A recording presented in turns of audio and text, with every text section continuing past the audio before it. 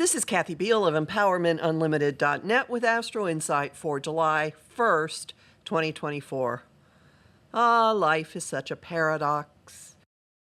Life has been hurtling along, seemingly faster and faster and faster. I could point to numerous astrological events this year that have made it feel like time is going faster and faster and faster, least of all Jupiter's recent entry into the sign of Gemini, whipping up our thoughts and our conversations and making us run in 50 zillion directions. And yet now we have a sensation growing of prolonged time, of situations and circumstances that aren't moving quite so quickly.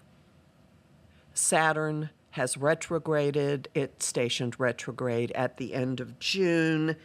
At the beginning of July, Neptune is stationing retrograde, both in the water sign of Pisces, both prolonging and slowing, especially Saturn, our experience of interconnectedness to so much. And as the week begins, our minds and our communications are deeply affected by this. As Neptune is stationing retrograde, Mercury makes the unbroken flow of a trine with the Dreamweaver, the planet of transcendence and magic and illusion. This heightens our awareness of the existence of other people. This heightens any kind of bent toward empathy and non-rational knowing, toward telepathy and communicating without words.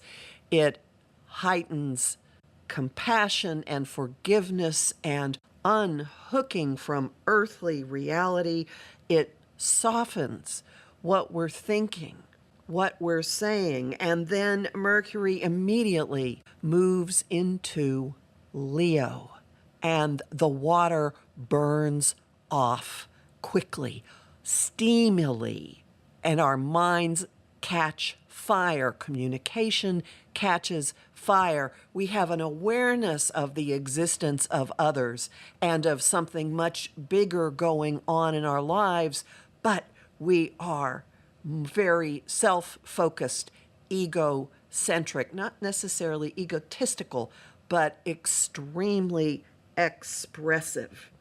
Mercury stays in this sign for 3 weeks, so we've got a good stretch most of the month of strutting and speaking and high energy, and yet with a memory of that touch of Neptune before Mercury changed signs.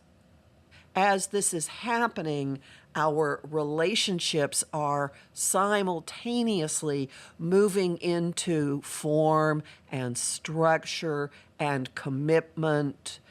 Venus, ruler of all we value, love, money, relationships, our pretty baubles, trines Saturn in Pisces, and commitment flows, form flows, structures flow, contours flow. You may find certain relationships in your life stabilizing. You might find out who the grounding cords are.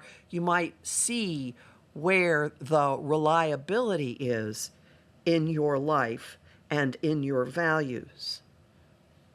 And just as this happens, communications take a deepening turn. Mercury, which has just moved into Leo, opposes Pluto, and we catch sight of powerful, monumental concepts, secrets, revelations, fears, power games. We are challenged by them. They are not comfortable. We may not be quite ready to speak about them, but we're certainly staring them down.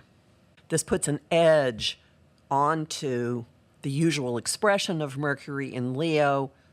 On its way into the sign, Mercury gets a reminder that no one of us is alone on this planet.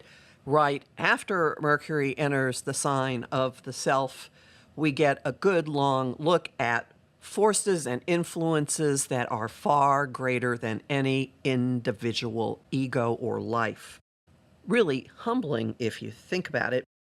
The result is not sitting around gazing at our navels. However, we have impetus, motivation, opportunities to work responsibly, to work on those structures and commitments and obligations that just flowed into place when Venus trined Saturn, because Mars, cosmic first responder, ruler of our action, makes a sextile or opportunity aspect to Saturn on July 5th.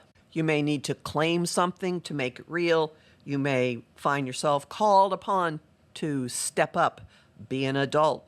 It could really serve you in the long run. And the notion of being an adult is part of the symbolism of the week, and specifically of being a parent, because the 5th also brings a new moon in Cancer, sign of mommy, childhood, home, nurturing. I want to be the baby. And given that we're living in paradox, consider the probability that your job is to be both parent and child, both parents, mommy and daddy, and child. The new moon is a moment of committing to your own emotional well-being, your own nurturing, looking at what makes you feel safe and secure, shoring up your sense of home, your sense of family. Doesn't have to fit somebody else's definition. Saturn's role in this encourages you to claim it, work on it, put structure on it.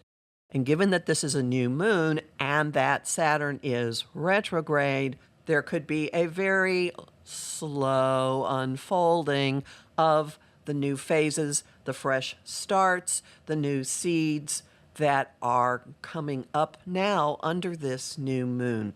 Remember also that nurturing and food are big parts of the Cancerian experience. Food can be a love language, a currency.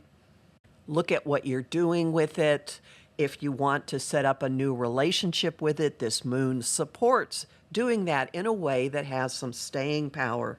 So take care of your inner child. Take care of the people that you love. Take care of your home, and enjoy some quiet, healthy nurturance for a welcome change.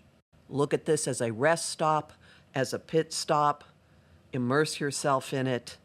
Enjoy. Homing thought of the week, I choose love. Song of the week, I Love Me by Demi Lovato. And the image of the week is milk and cookies and a nap. You'll learn more about this in my forecasts for the Cancer new moon and the month of July, both of which are up at my site, empowermentunlimited.net, where you can sign up for my mailing list and get a Jupiter in Gemini quick reference guide as a thank you for subscribing, and book a session with me. I'm Kathy Biehl, a professional astrologer with more than 30 years experience. I have lots of bonus content at patreon.com/Kathy Biehl, and I'm really grateful to the people who support my work there. I host the show Celestial Compass on Om Times Radio and TV on the first and third Monday of every month at 5 p.m. Eastern. And my guest this week is Robin Rose Bennett, discussing her new book, The Young Green Witch's Guide to Plant Magic. I also host lively conversation on Facebook, on the page Empowerment Unlimited, and in the group The Astro-Insight Lounge. I post on Instagram and Threads at K.A. Biehl, and on YouTube at the Professional Aquarian channel. Talk to you next week.